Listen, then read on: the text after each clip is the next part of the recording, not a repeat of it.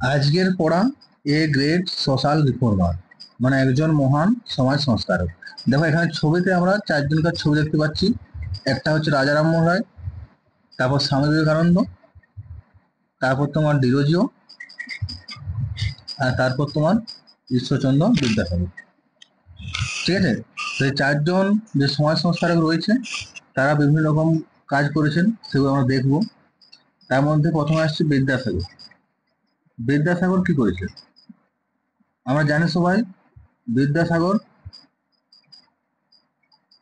কি করেছিলেন দেখো, স্টার্টেড উইডো রিম্যারেজ, মানে বিধবাদের বিবাহ চালু করেছিল।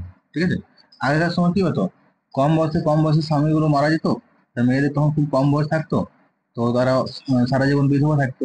তো তাদের জন্য বিয়ের ব্যবস্থা করেছিলেন এই ঈশ্বরচন্দ্র বিদ্যাসাগর। বুঝা গেল। বিবেকানন্দ, বিবেকানন্দ কি করেছিল, spread the message of Brotherhood, মানে আমরা যে সবাই ভাই, সেই ভ্রাতৃত্ববোধের মেসেজ বা বার্তা দিয়েছেন এই বিবেকানন্দ। রাজা রামমোহন রায় কি করেছেন, stop the evil custom of sati, sati দাহ প্রথা তিনি বন্ধ করেছেন। আর ডিরোজিও কি করেছেন, Derozio started young Bengal movement, নব্য বেঙ্গল আন্দোলন শুরু করেছেন। বোঝা গেল এতটা। তাহলে এই চারজন মহিষীদের কাজগুলো আমরা জানলাম। বিদ্যাসাগর কি করেছেন, স্টার্টেড উইডো রিম্যারেজ, বিধবা বিবাহ চালু করেছেন।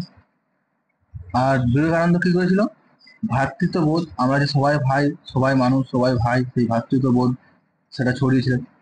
আর ডিরোজিও ইয়াং বেঙ্গল মুভমেন্ট শুরু করেছিলেন।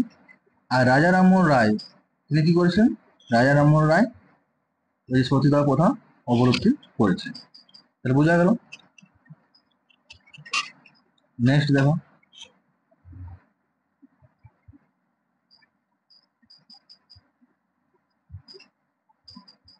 এটা মানে একসাথে মিলে ছাড়বে, ভিডিও তো চালু আছে। তারপর দেখো, এ গ্রেট সোশ্যাল রিফর্মার, যে পড়াটার নাম তার কি বললো, এ গ্রেট সোশ্যাল রিফর্মার। দেখো যার সম্পর্কে পড়ছি ওনার নাম হচ্ছে বেগম রোকেয়া। She is Begum Rokeya. তো ইনি হচ্ছেন কে, বেগম রোকেয়া। বেগম রোকেয়া কে ছিলেন একটু পরে আমরা জানতে পারবো বেগম রোকেয়া কে ছিলেন। তো she is Begum Rokeya a remarkable women whose effort considerably, যার এফোর্ট মানে প্রচেষ্টা, মানে এই যে বেগম রোকেয়া, বেগম রোকেয়ার চেষ্টাতে কি হয়েছিল দেখো, সি ইজ বেগম রোকেয়া, তিনি হলেন Begum Rokeya. A remarkable women, একজন উল্লেখযোগ্য মহিলা, whose efforts considerably change the state of female education in Bengal, যার প্রচেষ্টায় আমাদের বাংলাতে মহিলাদের শিক্ষার পরিবর্তন হয়েছিল। আগেকার সময়ে মহিলাদের শিক্ষার ব্যবস্থা থাকেনি, বেগম রোকেয়া মুসলিম মেয়েদের সবার জন্য শিক্ষার ব্যবস্থা শুরু করেছিল। Her full name was Begum Rokeya Sakhawat Hossain. তো ইনার পুরো নাম কি ছিল, বেগম রোকেয়া সাখাওয়াত হোসেন। মনে রাখবে পুরো নামটা, Begum Rokeya Sakhawat Hossain. She was kind and generous, তিনি কি ছিলেন, কাইন্ড দয়ালু, আর জেনারিয়াস, জেনারিয়াস মানে কি, যিনি উদার হস্তে দান করেন, জেনারিয়াস। To the disadvantage women of Bengal, বাংলার পিছিয়ে পড়া মানুষদের প্রতি তিনি জেনারেস ছিলেন।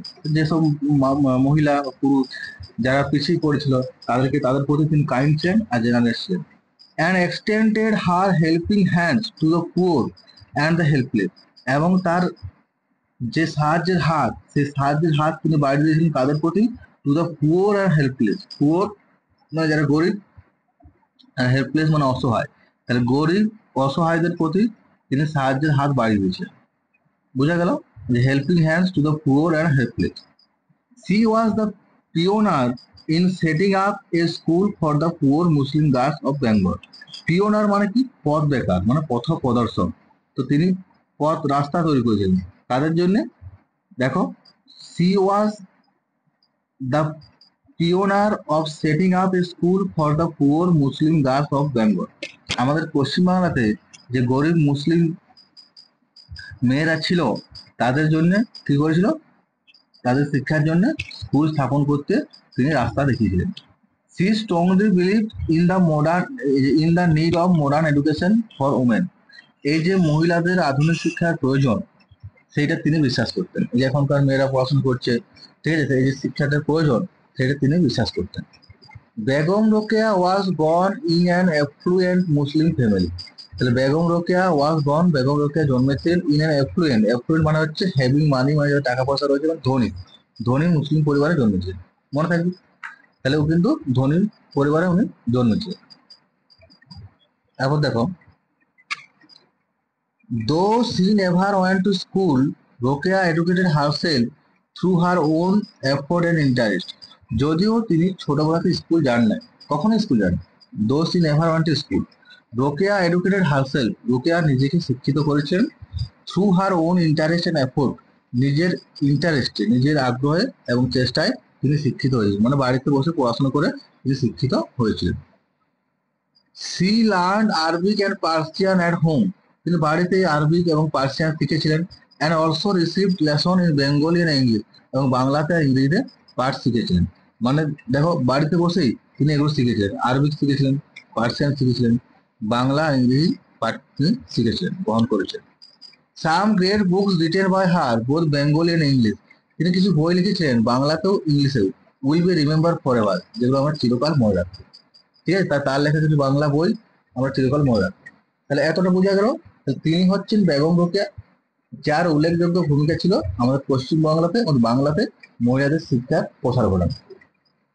তার পুরো নাম কি ছিল? বেগম রোকেয়া সাখাত হোসেন। তিনি ছিলেন খুব কাইন্ড, খুব জেনারিয়াস, এবং বাংলার পিছিয়ে পড়া মেয়েদের প্রতি তিনি কি কাইন্ড ছিলেন, জেনারিয়াস ছিলেন।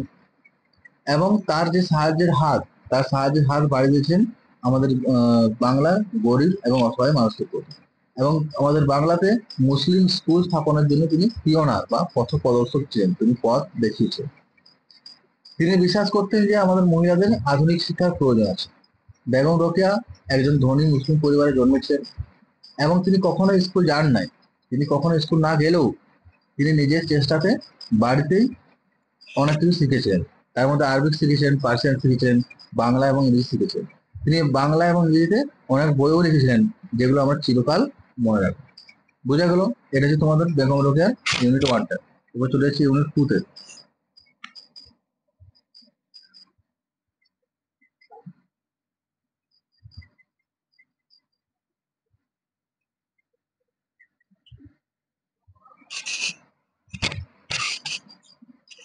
দেখো,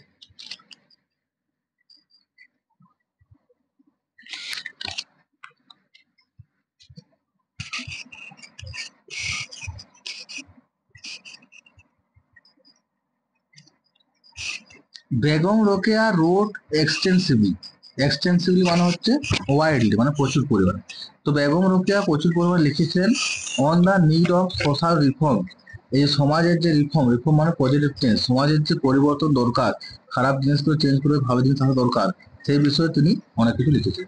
তাহলে Begum Rokeya extensively, wrote extensively তিনি প্রচুর পরিমাণে লিখেছেন on the need of social reform, সমাজ সংস্কারের যে প্রয়োজন সেই নিয়ে তিনি লিখেছেন। Some of his famous books include, তার কিছু বিখ্যাত বইয়ের মধ্যে রয়েছে, দেখো কিছু বিখ্যাত বই যার নাম রয়েছে, দেখো মতিচুর অ্যান্ড পদ্মরাগ, সুলতানাস ড্রিম। তো তার কিছু বিখ্যাত বইয়ের মধ্যে রয়েছে সুলতানাস ড্রিম, সুলতানার স্বপ্ন, মতিচুর অ্যান্ড পদ্মরাগ, এগুলো। She wrote against social injustice, injustice মানে কি?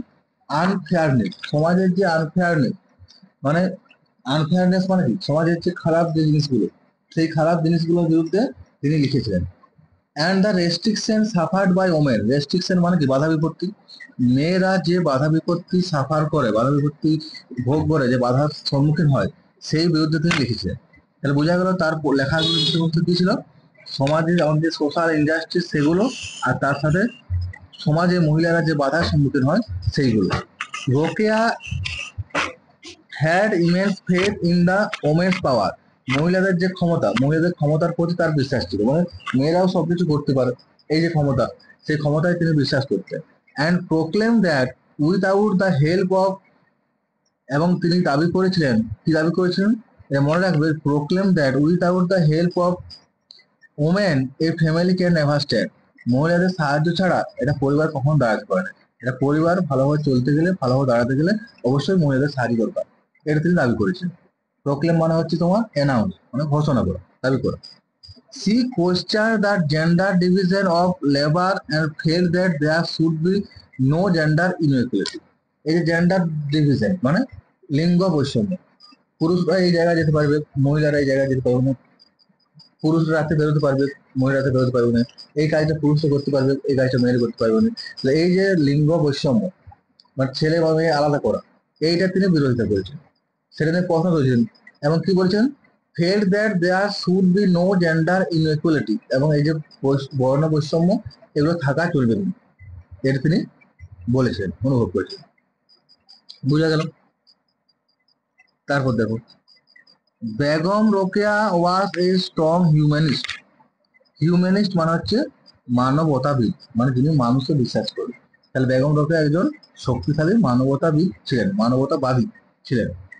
C gave lesson to women on various subject, তিনি মহিলাদের বিভিন্ন বিষয়ে শিক্ষা দিয়েছেন। তিনি কি করেছেন? She gave lesson to women on various subject, মহিলাদের বিভিন্ন বিষয়ে তিনি শিক্ষাদান করেছেন। She was the founder of Anjuman e Khawateen e Islam. Founder মানে কি? তৈরি করা। তিনি এই যে একটা সংস্থা, মুসলিমদের যেটা সংস্থা, he was the founder of Anjuman e Khawateen e Islam, a Muslim women's association.